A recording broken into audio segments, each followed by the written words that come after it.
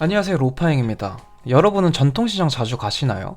저는 학창시절을 떠올리면 시장에서 친구들이랑 떡볶이나 호떡같이 분식류도 자주 먹고 부모님이랑 통닭도 가끔 가서 사 먹었거든요. 그리고 제가 항상 시장에서 밥을 먹으면 디저트로 꽈배기를 먹었거든요. 요즘에는 찾기 어려운데 시장에 가면 항상 마지막은 꽈배기를 찾던 기억이 있습니다. 명절에는 정말 발 디딜 틈 없이 사람으로 가득 찼던 전통시장. 그런데 요즘에는 시장에 손님보다 상인이 더 많다고 합니다. 동네 사람들의 삶의 중심이었고 단골 손님들이 넘쳐났던 전통시장에 무슨 일이 있는 걸까요? 같이 달려보시죠. 일단 어제 핫한 뉴스가 있었습니다. 전국에서 폐업 신고를 한 사업자가 사상 처음으로 100만 명을 넘겼다는 건데요. 1995년 관련 통계 집계를 한 뒤에 처음으로 이런 역대급 수치를 만들어냈습니다. 소매업과 음식점업이 전체 폐업의 45%를 기록하고 있어요. 전통시장과 상가 밀집 지역에 공실률이 날이 갈수록 증가하고 있고요. 이렇게 위기의 전통시장을 가만히 보고 있을 수만은 없으니까 대형마트의 휴일을 의무화하자, 이런 대책을 내고 있는데요. 사실 마트 문 닫는다고 전통시장을 가는 사람이 얼마나 있겠어요. 직장인들은 평일에 힘들게 일하고 주말에 쉬잖아요. 주말에 밀린 일이 태산인데 굳이 음식을 사기 위해서 시장을 가진 않는 것 같아요. 근처 대형마트를 이용하죠. 일단 날씨 영향도 진짜 큰 것 같습니다. 지금 낮에는 어떤가요? 더워서 걸어다니기 힘들 정도잖아요. 아니, 동남아보다 더 더운데 시장을 어떻게 갑니까? 제가 살고 있는 곳도 가까운 시장을 가려면 마을버스를 무조건 타야 하거든요. 지금 날씨에는 상상도 못합니다. 찜통 날씨에 에어컨 빵빵 틀어주는 대형마트를 가죠. 그리고 보통 가족 단위로 가잖아요.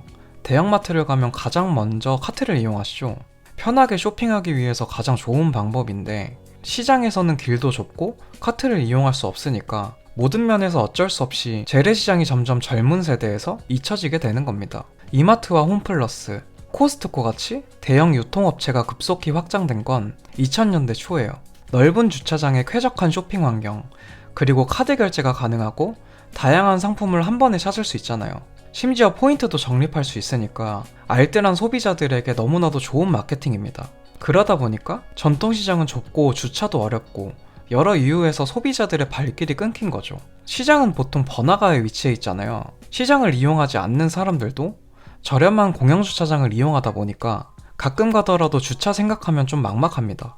저희 동네 시장도 이런 이유 때문에 공영주차장을 추가로 만들었더라고요. 그런데 마트를 이용하면 주차가 무료잖아요. 이것도 진짜 큰 부분인 것 같아요. 시장에 있는 공영주차장은 소액이더라도 돈을 지불해야 하는데 마트를 가면 주차비 지원을 해주니까 가뜩이나 메리트가 큰데 더 커진 느낌? 오프라인으로는 어찌어찌 하겠는데 이제는 온라인이 등장해버립니다. 쿠팡과 마켓컬리, 네이버를 통해서 시장 갈 시간 없고 바쁜 대한민국 직장인과 학생들을 위해 새벽 배송까지 가능해졌어요. 주부들도 시장 갈 시간에 집에서 편하게 온라인으로 쇼핑하면 되니까 트렌드가 확 바뀐 겁니다. 온라인 신선식품 거래액이 2024년 작년 기준으로 무려 15조 원입니다. 이러다 보니 고령화된 전통시장 상인들은 후계자를 찾지 못하게 됩니다. 현재 상인들의 평균 연령은 60대 이상이에요. 전통시장을 살리고자 청년몰을 만들었죠. 전국에 30여 곳 이상이 있습니다. 3년 만에 절반 이상이 폐업을 했고 한때 유행했던 곳으로 기억할 뿐입니다. 반짝 유행을 했지만 청년몰을 찾는 젊은이들은 한 번만 가고 다시 서울이나 예쁜 인스타 하프를 찾게 됩니다. 전통시장의 구조가 바뀌어야 할 것 같다는 생각이 들어요. 카페 글을 한번 봤거든요. 여전히 현금 위주로 결제가 가능하고 심지어 가격표가 없는 상품들도 있습니다. 상인들의 고집스러운 영업 방식과 외부 손님 응대에 조금 불친절하다는 글이 많더라고요. 아무래도 전통시장 상인들의 연령대가 높다 보니까 본인만의 사업 스타일을 고수하시는 것 같아요. 그런데 가격표가 없다는 건 요즘 세상에 사실 말이 안 되잖아요. 신뢰를 할 수 있어야 제품을 살 수 있죠. 시장에 가서 내고를 하는 게 유쾌하고 즐거워질 수 있지만 어느 순간부터는 부담으로 다가옵니다. 대한민국 사람들은 내향인이 많잖아요. 좀 웃기긴 한데 저는 내고하는 게 싫고 부담이라서 수산시장을 잘 안 가는 것 같아요.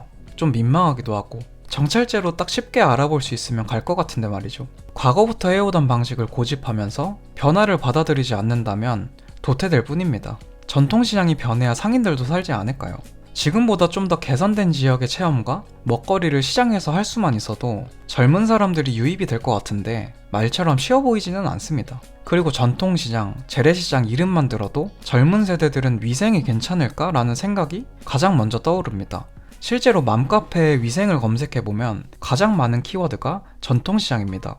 이건 이유가 있는 거잖아요. 제가 글을 몇 개 보니까 가게 옆에서 사장님이 담배 피고 지폐를 만지던 손으로 바로 반찬을 만지는 걸 봤다고 하더라고요. 채소는 바닥에 깔고 장사를 하는데 그 옆으로 바로 오토바이가 지나가잖아요. 생선 가게에는 파리들이 문제고 이렇게 위생 상태가 좋지 않다는 여론을 바꾸려면 정말 쾌적한 환경에서 판매가 되어야 하는데 참 어렵습니다. 한자리에서 30년을 지킬 정도로 한 시대를 지탱했던 상인의 인터뷰 내용이에요.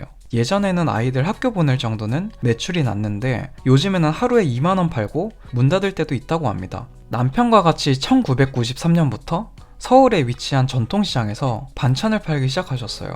처음에는 김치만 하다가 장사가 잘 되어 나중에는 반찬 종류도 늘리셨습니다. 많을 때는 하루 60만원도 벌었다고 합니다. 전성기인 명절에는 새벽 5시에 나와도 손님들이 줄을 섰습니다. 김치 한 통에 3, 4만원짜리가 막 10통씩 나가버리고 주변에서 김치가 맛있다고 소문이 나서 사장님 가게는 계속 잘 될 줄만 알았습니다. 그런데 코로나 시기부터 엄청나게 힘들어지셨어요. 하루에 5천원만 버는 날도 있었고 요즘에는 젊은 사람들이 시장 자체를 안 오니까 이제는 사업을 정리하신다고 하십니다. 혼자 다 해서 인건비는 없지만 전기세와 가스비를 내면 남는 게 없습니다. 전통시장 정육점 사장님의 인터뷰 내용도 읽어드릴게요.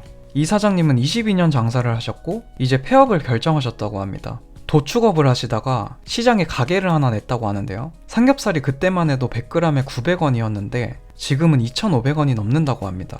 전통시장에 사람이 많았을 때는 한 달 매출이 2,500만원을 넘겼던 적도 있고 주말이면 고기 썰다가 팔이 아플 정도라고 하세요. 지금은 하루에 고기 3-4kg도 판매하기가 어렵고 매출이 10만원도 안 된다고 하십니다. 정육점 사장님들은 고기 유통 단가도 힘든데 손님도 줄고 임대료는 오르고 정말 숨막히실 것 같습니다. 이렇게 폐업을 결정하시는 사장님들로 인해서 전통시장 공실률은 점점 더 높아집니다. 전국 전통시장 빈점포가 얼마나 많을까요?